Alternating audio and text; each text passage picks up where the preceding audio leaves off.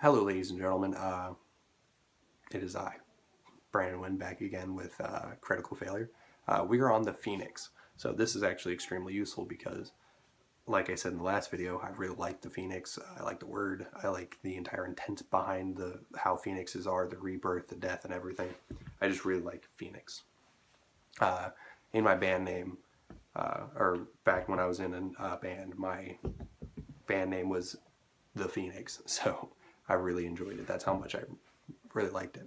But anyways, off of that rant, let's go straight into the statistics of this because it's what you guys are here for. Releasing a phoenix from the inner planes creates an explosion of fire that spreads across the sky. An enormous fiery bird forms in the center of the flames and smoke, an elder elemental possessed by a need to burn everything to ash. The phoenix rarely stays in one place for long as it strives to transform the world into an inferno. I don't like this new Phoenix and Mordenkainen's Tome of Foes. I know AJ Pickett's done a whole video on it, but I don't like how they just made it a retarded bird, basically. I really don't like that. I much prefer knowing that this thing is sentient, it does good, which, if I'm correct, the last type was like that. So it's really annoying to think that they just made a dumb bird. I understand that it's an elemental evil, but it doesn't make any sense that you made it from an elemental creature that tries to be a benevolent, fuck, a good force, and then you turn it to a malevolent force. I love how I can say malevolent, but not benevolent. I don't know. I can't. Just not right now. But anyways, that was verbatim from Mordenkainen's Tome of Foes, the reading that I just gave. So yeah, let's get into this sad version of the Phoenix that I don't personally agree with, but it has some pretty good stats. I will say that.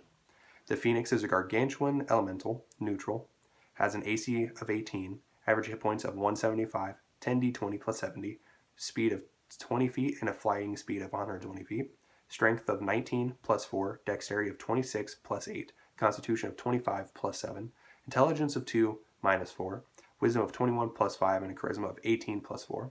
As for its saving throws, wisdom plus 10, meaning it has a plus 5 to proficiency bonus, and charisma of plus 9, again, plus 5. Damage resistances to bludgeoning, piercing, and slashing from non-magical weapons. Damage immunities to fire and poison. I would say possibly even acid. I mean, acid is a very common one that you find. But I kind of like the fact that this is one of the few creatures that's not immune to acid. So leave it as you may, I guess. Condition immunities to exhaustion, grappled, paralyzed, petrified, poisoned, prone, restrained, and stunned. It has dark vision up to 60 feet and a passive perception of 15, so it's higher than the Leviathans. It doesn't speak anything or understand any languages and has a challenge rating 16, 15,000 experience points. It has an ability called Fiery Death and Rebirth. When the Phoenix dies, it explodes. Each creature within 60 feet of it must make a DC 20 dexterity saving throw, taking 22 average, 4d10 fire damage on a failed save, or half as much on a successful one. The fire ignites flammable objects in the area that aren't worn or carried. The explosion destroys the Phoenix's body and leaves behind an egg-shaped cinder that weighs 5 pounds. The cinder is blazing hot, dealing 21 average 66 fire damage to any creature that touches it.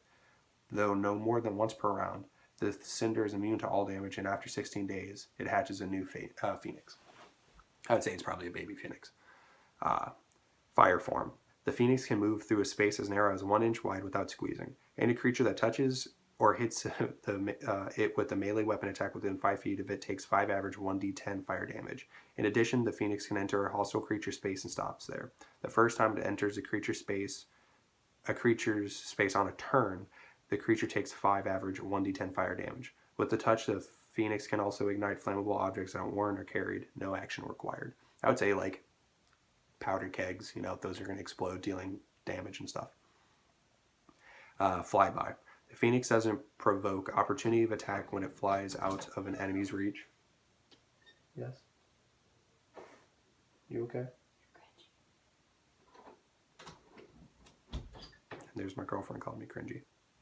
I really appreciate that. But anyways. Let me redo Flyby because I completely forgot where I stopped. The Phoenix doesn't provoke opportunity of attack when it flies out of reach of an enemy's reach. It has illumination.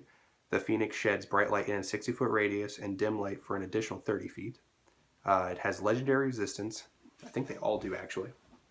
And if the Phoenix fails, and it's 3 times a day, I forgot to say that. But if the Phoenix fails a saving throw, it can choose to succeed instead. And it's a siege monster, so it deals double damage to objects and structures. It has multi-attack. It can do 2 attacks, one with its beak and one with its fiery talons. Of course, I say whatever you want to do with them. Excuse me.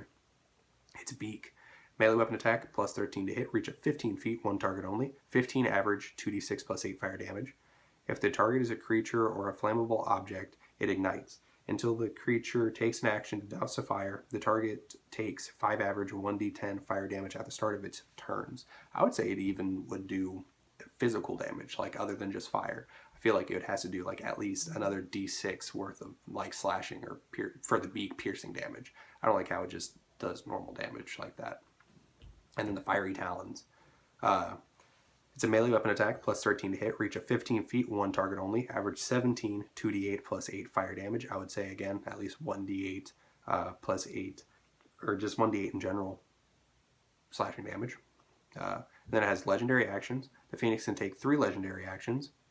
Choosing from the options below, only 1 legendary action can be used at a time and only at the end of another creature's turn. The Phoenix regains spent legendary actions at the start of its turn. Peck. The Phoenix can make 1 beak attack, that's 1 legendary action cost. Move, it can move its speed, that's 1 legendary action cost. Then 2.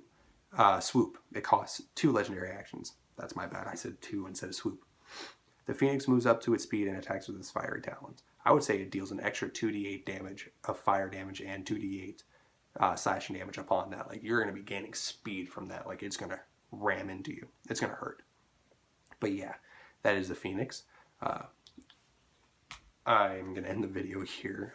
Please leave a like and subscribe as I bring you more D&D content in the future. Please hit the bell notification button as I bring you more D&D content.